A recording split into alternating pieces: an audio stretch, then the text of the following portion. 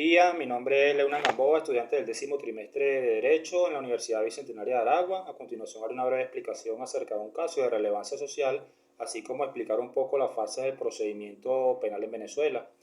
Para dar inicio, es pertinente indicar que el proceso penal en Venezuela inicia con la fase de investigación, la cual inicia con por medio de una denuncia o una querella, un documento de oficio, y aquí es el Ministerio Público el responsable de emitir la orden de aprehensión en contra del delincuente y es el órgano aprensor, específicamente el 6CPC o la Guardia Nacional, el responsable de aprehender al delincuente y ponerlo a la orden del Ministerio Público a las 12 horas siguientes de su aprehensión.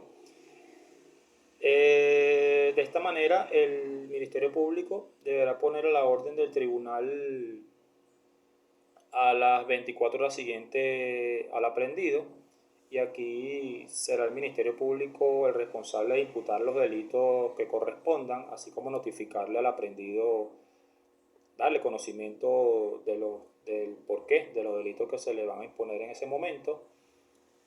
Aquí el juez de control le da la palabra tanto a la defensa como al Ministerio Público, y en esta fase específicamente el Ministerio Público es el responsable de solicitar las medidas cautelares que considere pertinentes, así como solicitar al juez de control los actos conclusivos. ¿Cuáles son los actos conclusivos? Bueno, el sobreseimiento de la causa, el archivo fiscal, así como la acusación. Aquí es muy importante indicar que para pasar, el único acto conclusivo que permite el paso a la otra fase del proceso penal es la acusación. Aquí el juez de control validará toda la información presentada y dará 45 días para que tanto el Ministerio Público sustente su acusación como para que la defensa sustente la defensa como tal. La siguiente fase es la fase preliminar. Esta inicia con la acusación formal del Ministerio Público. El juez de control convoca una audiencia preliminar en presencia de las partes. Aquí se define el objeto del proceso. Las partes promoverán las pruebas y el juez será el responsable en valorarlas, y él decidirá cuáles pruebas van a pasar a juicio, obviamente las pruebas que cumplan con los requisitos establecidos en el Código Orgánico Procesal Penal. La siguiente fase es la fase de juicio oral y público, que inicia con un juicio, obviamente oral y público. Aquí es el debate. Aquí tanto el Ministerio Público como la defensa expondrán su alegato pertinente. El Ministerio Público propondrá los peritos o expertos que sean necesarios y que ayuden a contribuir con el esclarecimiento del caso como tal. La defensa podrá proponer sus testigos, se interrogarán los testigos, se interrogarán los peritos, todo en virtud de esclarecer el hecho controvertido y poder crear esa certeza en el juez, y éste pueda decidir conforme a derecho, conforme a la equidad, y que no sea el fallo que tome que no sea contrario a las normas de orden público. En dado que el fallo sea una sentencia condenatoria, el juez de juicio remitirá las actuaciones al tribunal de ejecución para que éste siga su procedimiento respectivo, y si es una sentencia absolutoria, se le dará libertad plena al acusado en plena audiencia. Tenemos la fase de impugnación. En dado caso que sea sentencia condenatoria, la defensa podrá interponer los diferentes recursos en contra de la decisión judicial que se haya tomado. Y tenemos la fase de ejecución. Aquí el juez del tribunal de ejecución deberá velar por el cumplimiento de la pena y las medidas de seguridad impuestas mediante la sentencia firme en la fase de juicio oral y público. Aquí el juez de ejecución puede otorgar o negar el beneficio procesal al penado, y obviamente las partes también podrán impugnar cualquiera de esas dos decisiones. Ahora bien, el caso que les traigo a colación es un caso de relevancia social. Es el caso de la jueza María Lourdes Afiuni. Fue jueza del Tribunal 31 de primera instancia en funciones de control del Circuito Judicial Penal del Área Metropolitana de Caracas hasta su suspensión en diciembre del 2009. Este caso fue muy emblemático en Venezuela y y la jueza venezolana María Lourdes Afiuni se convirtió en el 2009 en uno de los principales ejemplos del deterioro de la institucionalidad en Venezuela, así como el deterioro de la administración de justicia eh, en el país. La jueza Afiuni fue detenida por otorgar libertad bajo fianza al señor Eligio Cedeño, un banquero que llevaba desde febrero de 2007 detenido sin juicio, acusado de simulación de importación, distracción de recursos bancarios y operaciones cambiarias ilegales. Él en ese momento no había sido imputado, tenía 2 años con medida privativa de libertad, no se le había hecho juicio, no se había presentado al tribunal. Y la jueza Afiuni procedió, actuando conforme a derecho de la equidad, procedió a liberarlo. La jueza fue aprehendida sin orden judicial, sin que se le informara el motivo de la detención ni la autoridad que lo había ordenado, y fue recluida en un instituto de orientación femenina ubicado en Los Teques del estado Miranda.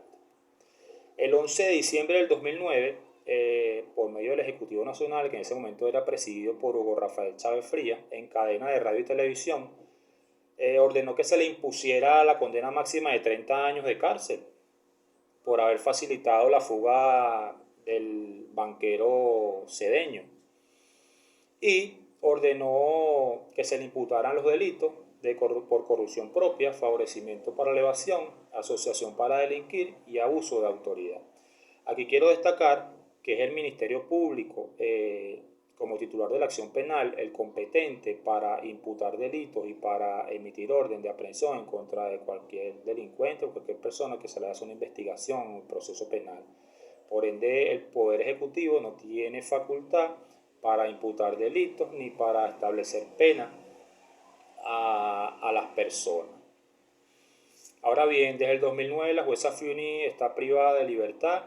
Aquí comenzaron una serie de procedimientos arbitrarios. A la jueza Afiuni fue presentada en la audiencia preliminar, se le imputaron los delitos que antes mencioné. Hasta el sol de hoy no se ha llevado a cabo la audiencia de juicio oral y público, a pesar que sus abogados han interpuesto una serie de recursos de amparo, recursos de revisión, recursos de casación, recursos de revocación, en virtud de que se esclarezca pues, el caso como tal y la jueza pueda salir en libertad.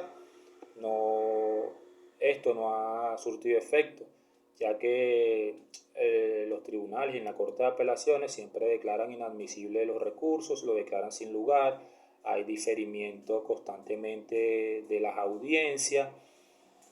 En este caso queda más que evidenciado, la importancia que lo trae a colación es porque queda más que evidenciado el retardo procesal, se violaron los derechos humanos, se violó el artículo 49 de la Constitución de la República Bolivariana de Venezuela, el cual establece el debido proceso, el juicio justo, el derecho a ser oído, igualdad de las partes.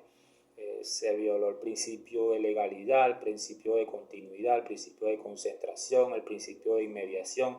Este caso es el vil ejemplo de que la administración de justicia en Venezuela está cada vez más en deterioro, y también que el caso tiene un tilde político que se desvía de la parte jurídica como tal. En vista de todos estos vacíos legales, todas estas lagunas jurídicas en este caso, los abogados interpusieron una serie de recursos. La jueza Afiuni en el transcurso de todo este tiempo se presentó delicada de salud, se le practicaron varias intervenciones quirúrgicas, los abogados solicitaron medidas sustitutivas, casa por cárcel, inspeccionaron el lugar donde estaba recluido y el Ministerio Público se dio cuenta que no era apto para que la jueza estuviera recluida allí. Le dieron casa por cárcel con prohibición de salida del país, concurrencia en algunos lugares públicos, entre otras medidas. Y es en el 2019 que se logra llevar a cabo el juicio oral y público, donde la jueza es condenada nuevamente este, por el delito de corrupción espiritual.